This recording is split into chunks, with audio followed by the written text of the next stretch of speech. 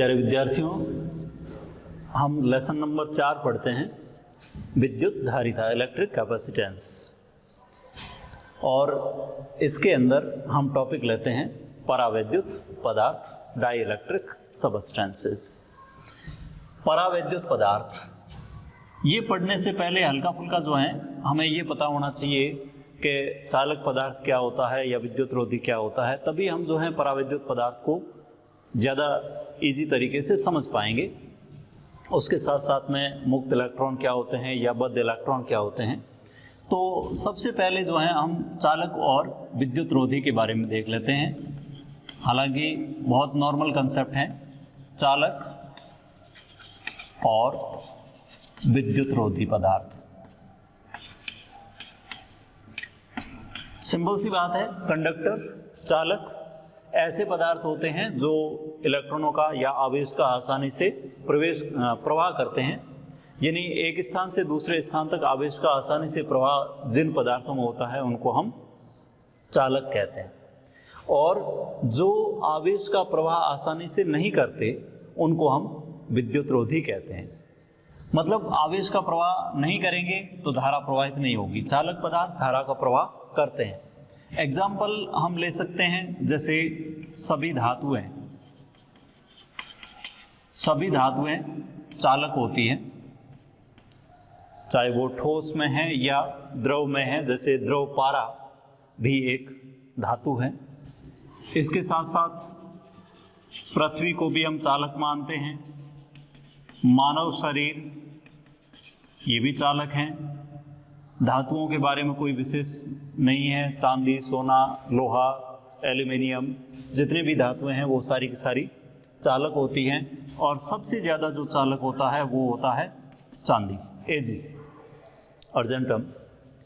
विद्युत रोधी पदार्थ जैसे रबड़, प्लास्टिक, एबोनाइट, अब्रक, लकड़ी, इस टाइप के जो पदार्थ होते हैं जिनमें आवेश का प्रवाह आसानी से नहीं होता, ये विद्युत रोधी कहलाते हैं।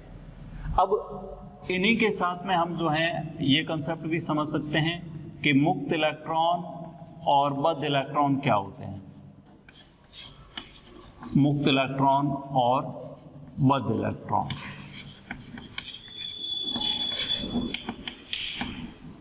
तो यहाँ क्योंकि जैसे चालकों में आवेश का प्रवाह आसानी से होता है, तो वो आवेश का प्रवाह एक्चुअल में इलेक्ट्रॉन के रूप में ही होता है। तो इलेक्ट्रॉन के रूप में जब आवेश का प्रवाह होता है तो उन इलेक्ट्रॉनों को हम मुक्त इलेक्ट्रॉन कहेंगे। एक्चुअल में मुक्त इलेक्ट्रॉन से मतलब ये है कि वो इलेक्ट्रॉन जिन पर नाभिक का आकर्षण बल दुर्बल होता है।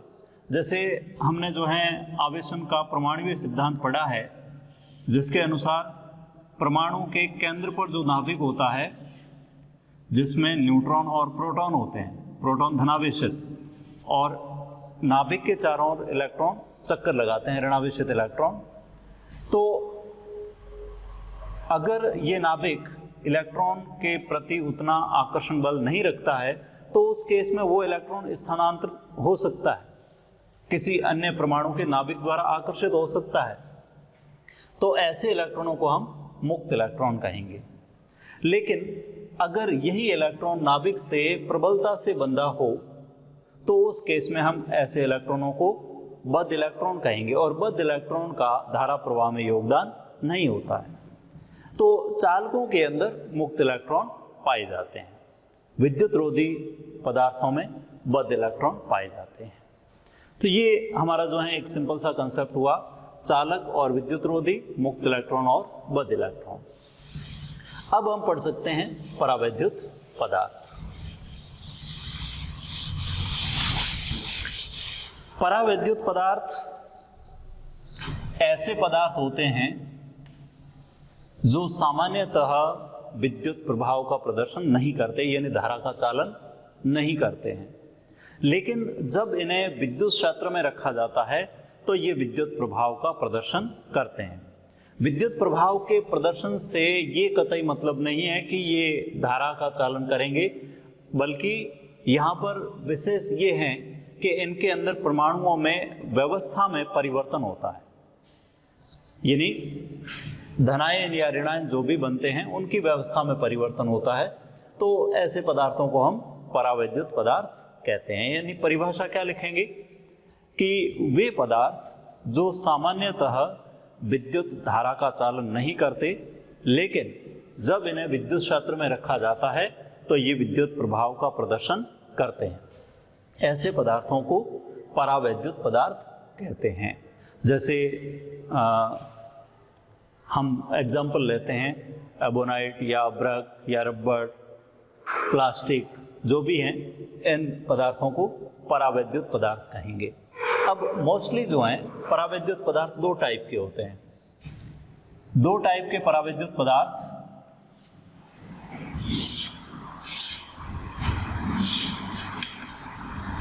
एक टाइप के जो परावैद्युत हैं उनको हम बोलेंगे ध्रुवीय परावैद्युत, ध्रुवीय परावैद्युत यानी पोलर डाइइलेक्ट्रिक सब्सटेंसेस। दूसरे अध्रुवीय परावैद्युत, नॉन पोलर। ध्रुवीय परावैद्युत और अध्रुवीय परावैद्युत। एग्जाम्पल से ज़्यादा इजी तरीके से समझ में आएगा कि हम ध्रुवीय परावैद्युत लेते हैं, जैसे H2O या HCl या NaCl, NH4Cl, इस टाइप के खूब सारे एग्जाम्पल्स हो सकते हैं। इन सब की विशेषता क्या है कि इनके अंदर स्पष्ट धनायन और ऋणायन बनेंगे, जैसे 2H+ और O2-, H+ और Cl-, Na+ और Cl-,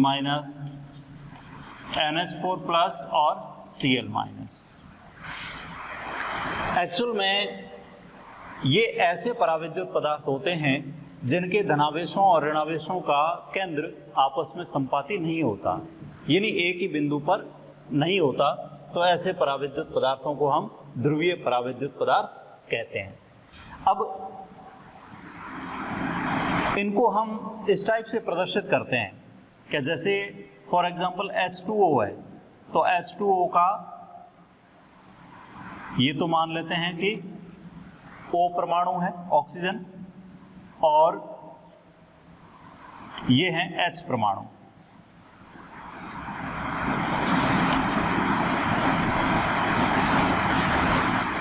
H2O, ये O का केंद्र है, ये H का केंद्र है, ये H का केंद्र है, मतलब H+ है और ये O2- है। हमने ये पढ़ा है कि द्विध्रुव आघूर्ण जो होता है वो ऋणावेश से धनावेश की तरफ होता है, यानी दिशा में।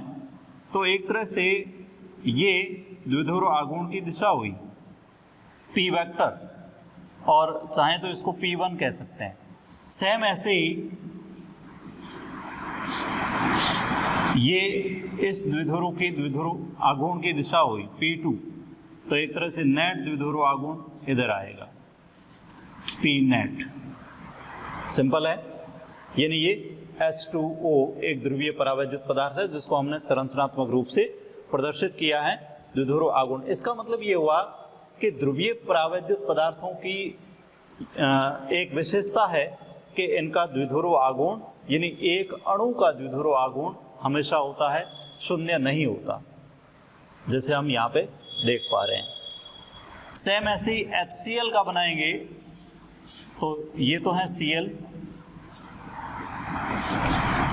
और ये है H, Cl- है, ये H+ है, ये इनके केंद्र हो गए और ये द्विध्रुव आघूर्ण की दिशा हुई। तो हम इजीली समझ सकते हैं कि ध्रुवीय परावैद्युत पदार्थों में अणुओं का अपना द्विध्रुव आघूर्ण होता है, लेकिन कोई ज़रूरी नहीं है कि किसी पदार्थ में परिणामी द्विध्रुव आघूर्ण हो। कारण है कि अगर हम इनको एक तरह से बाह्य विद्युत क्षेत्र उपस्थित नहीं है तो उस केस में ये अनियमित रूप से व्यवस्थित रहेंगे, और अनियमितता इस टाइप से होती है कि जैसे मान लो ये पदार्थ हैं, ध्रुवीय परावैद्युत पदार्थ हैं, और यहाँ पे विद्युत क्षेत्र नहीं है, E बराबर 0 वाले फील्ड में मैं बना रहा हूँ। तो यहाँ हम इस टाइप से बना सकते हैं कि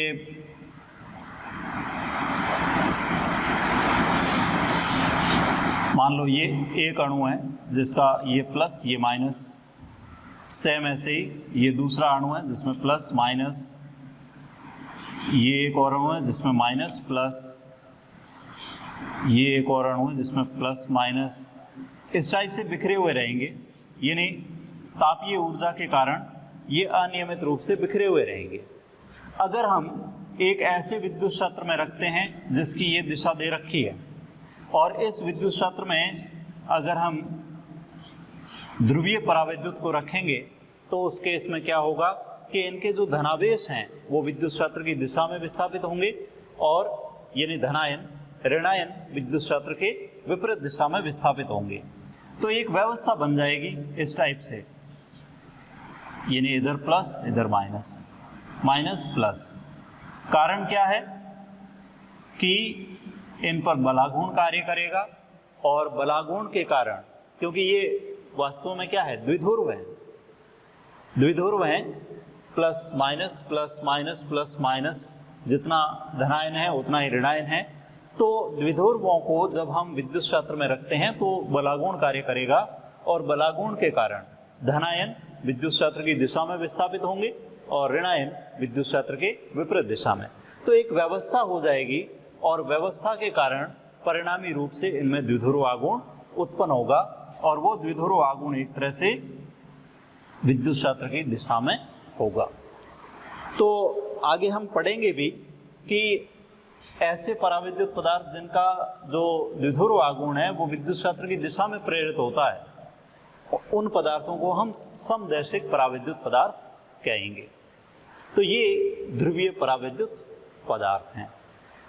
एग्जाम्पल से जो हैं बहुत आसानी से आप समझ पाएंगे। H2O या HCl जो भी हैं उनके आधार पर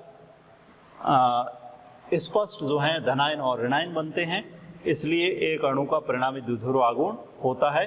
लेकिन अगर विद्युत क्षेत्र उपस्थित नहीं है तो उस केस में तापीय ऊर्जा के कारण इनकी अव्यवस्था होती है, तो परिणामी द्विध्रुव आघूर्ण शून्य हो जाता है। लेकिन अगर बाह्य विद्युत क्षेत्र में रखेंगे तो प्रत्येक द्विध्रुव पर बलागुण कार्य करेगा, और बलागुण के कारण ये विद्युत क्षेत्र की दिशा में संरेखित हो जाएंगे, यानी धनायन विद्युत क्षेत्र की दिशा में और ऋणायन विद्युत क्षेत्र के विपरीत दिशा में, जिससे परिणामी द्विध्रुव आघूर्ण उत्पन्न होता है विद्युत क्षेत्र की दिशा में। अब दूसरा हम देखते हैं अध्रुवीय परावैद्युत पदार्थ। अध्रुवीय परावैद्युत या नॉन पोलर डाइइलेक्ट्रिक सब्सटेंसेस ऐसे पदार्थ होते हैं जिनमें, जैसे हमने यहाँ पे क्या परिभाषा दी है कि जिनका धनावेश और ऋणावेश का केंद्र संपाती नहीं होता। तो यहाँ पे धनावेश और ऋणावेश का केंद्र संपाती होता है, यानी एक ही बिंदु पर स्थित होता है। ऐसे पदार्थों को हम अध्रुवीय परावैद्युत पदार्थ कहते हैं। और एग्जाम्पल के रूप में जैसे हम ले H2, ओनली H2, या O2, N2, CO2, मतलब ये है कि ये ऐसे पदार्थ हैं जिनके अंदर हम धनायन और ऋणायन फिक्स नहीं कर पा रहे हैं, क्योंकि H2 है तो इसका मतलब ये हुआ कि एक H प्लस और एक H माइनस है, लेकिन हम अलग अलग नहीं कर पाएंगे। लेकिन फिर भी जब इनको दर्शाएंगे तो वैसे तो यूं दर्शा सकते हैं, जैसे ये एक H है, ये दूसरा H है, लेकिन ध्यान रहे कि दोनों का केंद्र एक ही है, केंद्र आपस में संपाती है, तभी उनको हम अध्रुवीय परावैद्युत कहेंगे। तो इस टाइप से दिखा सकते हैं हम, ये प्लस ये माइनस, जितने भी अणु हैं उन सब के लिए यहाँ पे, जैसे यहाँ हमने अलग अलग दिखाया है, ऋणावेश का आकार बड़ा है, धनावेश का छोटा, यानी धनायन का छोटा आकार है, पर यहाँ पे हम ऐसा नहीं दिखा पाएंगे क्योंकि जैसे H2 है या O2 है या N2 है, इन सब के अंदर अणु जो है वो एक समान है, एक जैसे हैं, तो ये अध्रुवीय परावैद्युत पदार्थ हैं। अब यहाँ पर भी क्या होता है कि जब तक बाह्य विद्युत क्षेत्र उपस्थित नहीं है तब तक इनकी व्यवस्था यही रहेगी, इस टाइप से, बाह्य विद्युत क्षेत्र की अनुपस्थिति में E बराबर 0। लेकिन अगर हम बाह्य विद्युत क्षेत्र यहाँ पे अप्लाई करते हैं तो उस केस में इनमें भी जिस टाइप से यहाँ पे धनायन और ऋणायन, धनायन विद्युत क्षेत्र की दिशा में और ऋणायन विद्युत क्षेत्र के विपरीत दिशा में विस्थापित हो गए, एक तरह से संरेखित हो गए, वैसे ही यहाँ पर भी होगा। और यहाँ पर ऋणावेश, ये धनावेश, तो ये तो दोनों के लिए सेम ही होगा, लेकिन एक तरह से गुणों में भिन्नता है, यानी एक ध्रुवीय हैं दूसरे अध्रुवीय हैं। अब ध्रुवीय और अध्रुवीय परावैद्युत पढ़ने के बाद में हम पढ़ सकते हैं परावैद्युत का ध्रुवण।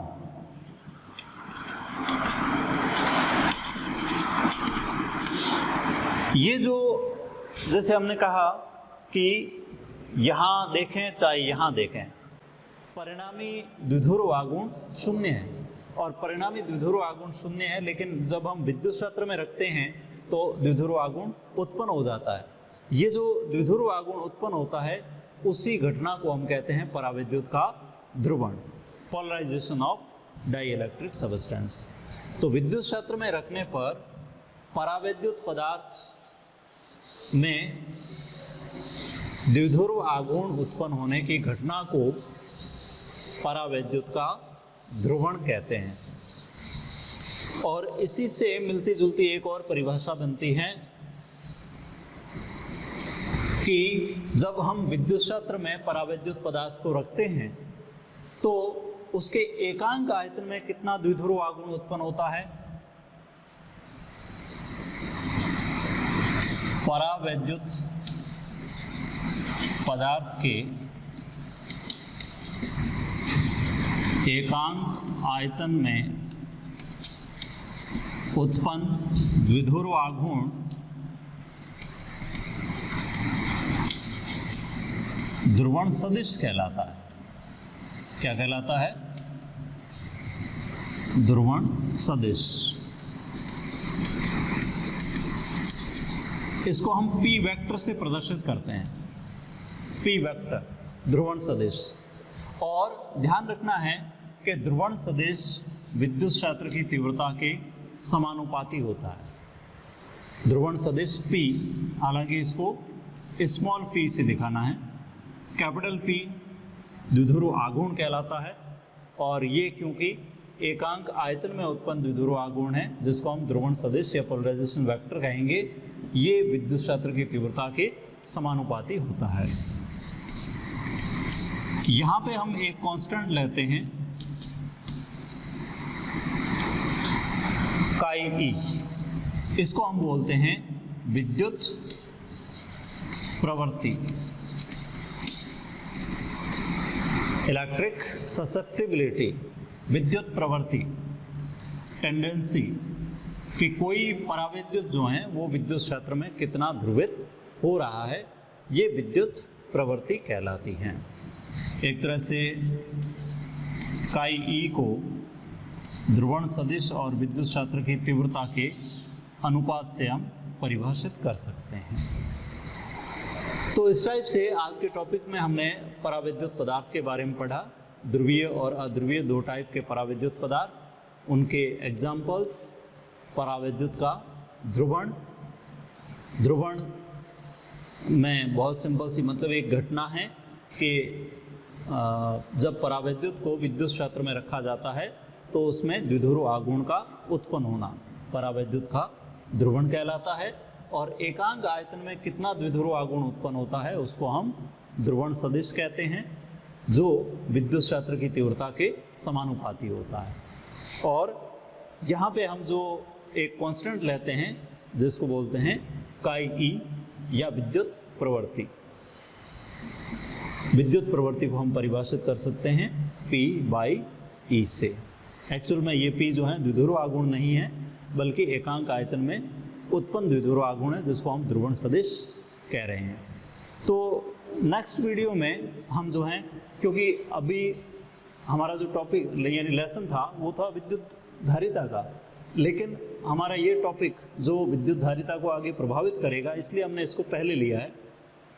नेक्स्ट वीडियो में हम विद्युत धारिता का कंसेप्ट लेंगे।